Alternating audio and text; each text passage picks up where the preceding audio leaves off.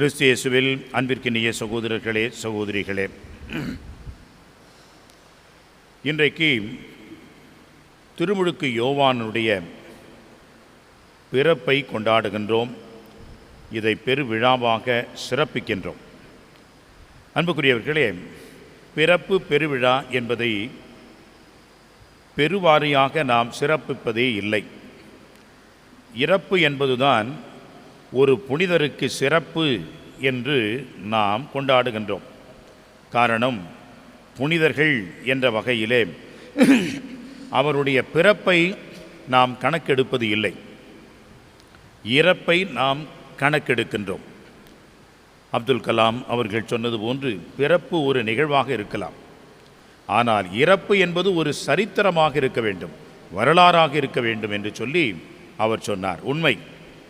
அந்த வகையிலே தான் புனிதர்களை நாம் புனிதர்கள் என்ற நிலைக்கு உயர்த்தி அவர்களை பெருமைப்படுத்துவது என்பது அவருடைய இறப்பின் நாளிலே தான். காரணம், அவர்கள் வாழ்ந்த அந்த வாழ்க்கை முழுவதும் அடிப்படையாக வைத்து அவர்கள் இப்படி இருந்தார்கள், வாழ்ந்தார்கள், இறுதியிலே இறந்தார்கள் என்று போற்றுகின்றோம்.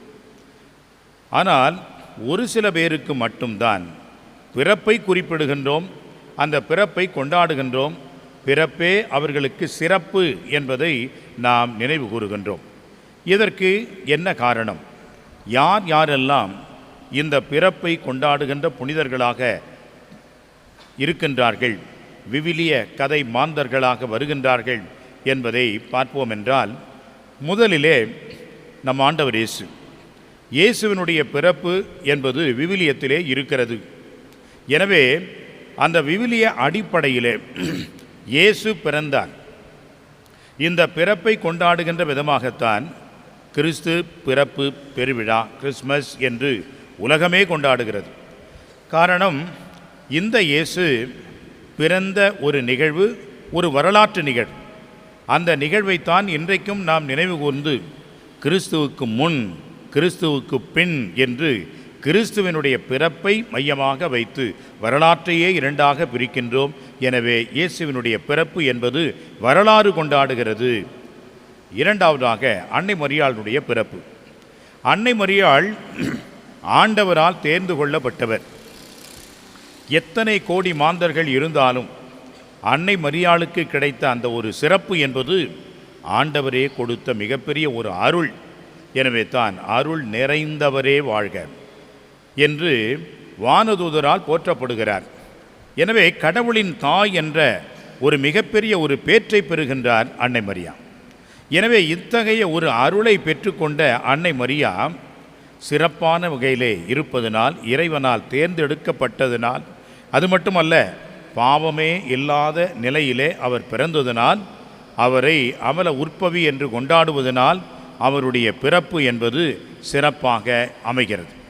மூன்றாவது பிறப்பு பெருவிழாவை நாம் கொண்டாடுகின்றோம் என்று சொன்னால் அது திருமுழுக்கு யோவான் அவருடைய பிறப்புத்தான்.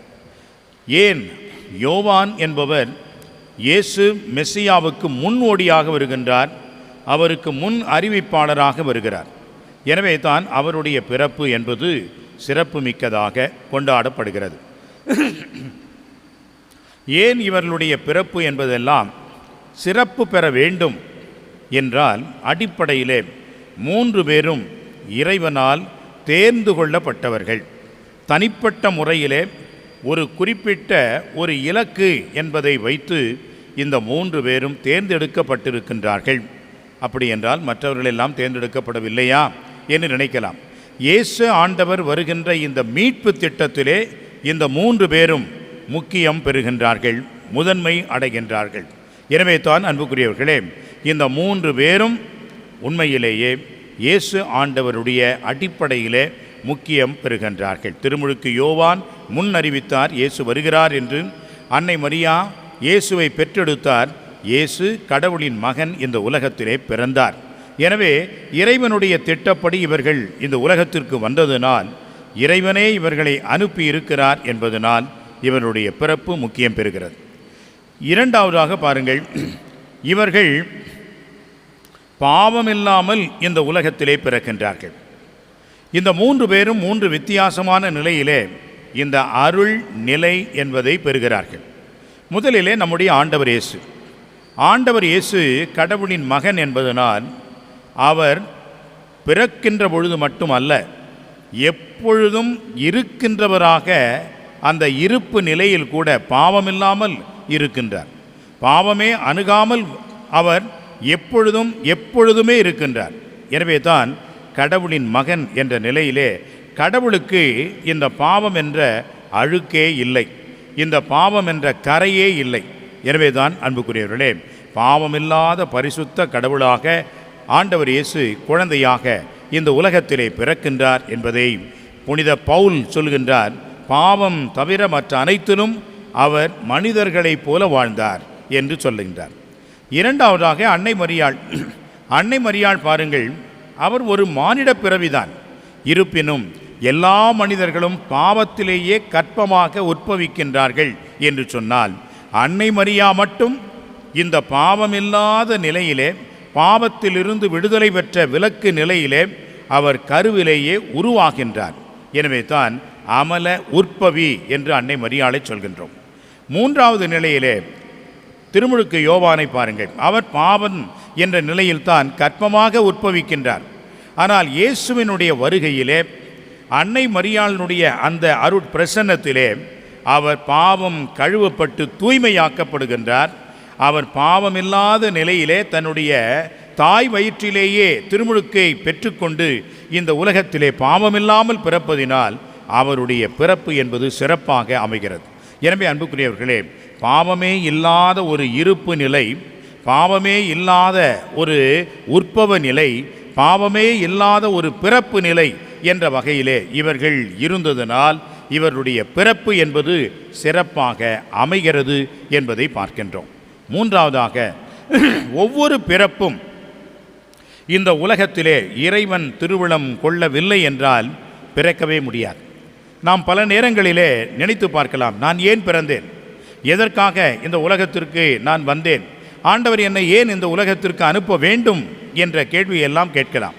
நீ கேட்கலாம், ஆனால் ஆண்டவருக்கு தெரியும் எதற்காக நாம் பிறந்திருக்கிறோம் என்று. பல நேரங்களிலே நமக்கு கஷ்டங்கள், துன்பங்கள், கவலைகள் வந்தாலும் இறைவன் ஏதோ ஒரு கருத்தை வைத்திருக்கிறார், ஏதோ ஒரு திட்டத்தை வைத்திருக்கின்றார். அந்த திட்டத்தை நிறைவேற்றவே நான் வந்திருக்கின்றேன் என்பதை நாம் அடிப்படையில் உணர வேண்டும். அதைத்தான் அன்னை மரியா உணர்ந்தார். இது எங்கனம் ஆகும், இது எப்படி நடக்கும், இந்த திட்டம் நிறைவேறுமா என்று கேட்டபொழுது வானதூதன் என்ன சொன்னான்? கடவுளால் ஆகும், மனிதனால் இது முடியாது, கடவுளால் ஆகும் என்ற அந்த ஒரு வார்த்தையின் அடிப்படையிலே அன்புக்குரியவர்களே, அந்த திட்டம் நிறைவேற தம்மையே கையளித்து இதோ உமது அடிமை என்று அன்னை மரியா தன்னையே முழுமையாக அர்ப்பணித்தார். அதுதான் பிறப்பினுடைய பெருவாழ்வாக அன்னை மரியாவுக்கு இருக்கிறது. அதே போன்று திருமுழுக்கு யோவான், நான் நீங்கள் நினைப்பது போல மெசியா அல்ல, நான் யார் என்றால் அவருடைய மிதியடிவாரை கூட அவிழ்க்க நான் தகுதியில்லாதவன், அவர் வருகிறார் என்று முன் அறிவிக்க வந்தவன், அவர் வளர வேண்டும், நான் குறைய வேண்டும் என்று தன்னை யார் என்று அறிந்தவராக, தனது பணி என்னவென்று தெரிந்தவராக, தன்னையே முழுமையாக இறைவனுக்கு அர்ப்பணித்தவராக இருக்கின்றார் என்பதை அவர் உணர்ந்தார், வாழ்ந்தார், இறுதி வரைக்கும் இருந்தார். எனவே தான் அன்புக்குரியவர்களே, இவர்களுடைய பிறப்பு என்பதும் சிறப்பாக அமைகிறது. இந்த மூன்று கருத்துக்களின் அடிப்படையிலே இன்றைக்கு திருமுழுக்கு யோவானுடைய பிறப்பு பெருவிழாவை கொண்டாடுகின்ற வேளையிலே நமது பிறப்பையும் நாம் கொண்டாடுவோம். காரணம், ஒவ்வொரு மனிதனும் இந்த உலகத்திலே பிறப்பது என்பது இறைவனுடைய திருவிழம், இறைவனுடைய திட்டம் என்பதை ஏற்று இறைவன் எனக்கும் ஒரு திட்டம் வைத்திருக்கின்றார் என்று நமது பிறப்பை நினைத்து நன்றி கூறுவோம். இரண்டாவது, ஆண்டவர் நமக்கு இந்த பிறப்பின் பெருவாழ்வை கொடுத்திருக்கிறார், நம்மை கிறிஸ்துவராக அழைத்திருக்கிறார். பாவமில்லாத பரிசுத்த வாழ்வை நாம் வாழ வேண்டும் என்று இறைவன் நமக்கு அருளை பொழிந்திருக்கின்றார். திருமுழுக்கு என்னும் அருட்சாதனத்தின் வழியாக நாம் கடவுளுடைய பிள்ளை என்பதை வாழ வேண்டும் என்று அழைக்கின்றார். நன்றி கூறுவோம். மூன்றாவது, இந்த பிறப்பினுடைய இலக்கு என்ன, அதை நாம் வாழ்வதற்கு ஒரு காலமும் பின்வாங்கக்கூடாது. எந்த காலத்திலும் நாம் தடம் புரண்டு மாறிவிட சென்றக்கூடாது. காரணம், கடவுளுடைய திட்டம் நிறைவேறட்டும், எல்லாம் உமது சித்தம், உமக்கு அடிமை என்று ஒவ்வொரு நாளும் நாம் ஏற்று வாழ்ந்தோம் என்றால் நமது பிறப்பும் பெருவாழ்வாக இருக்கும். இறைவன் நமது பிறப்பிலே மகிழ்ச்சி அடைவார், பிறப்பிலே ஒரு அர்த்தம் பிறக்கும் என்பதை உணர்ந்து நமக்காகவும் நம் பிறப்பிற்காகவும் நன்றி சொல்லி இந்த திருப்பலியை தொடர்ந்து கொண்டாடுவோம். ஆமென்.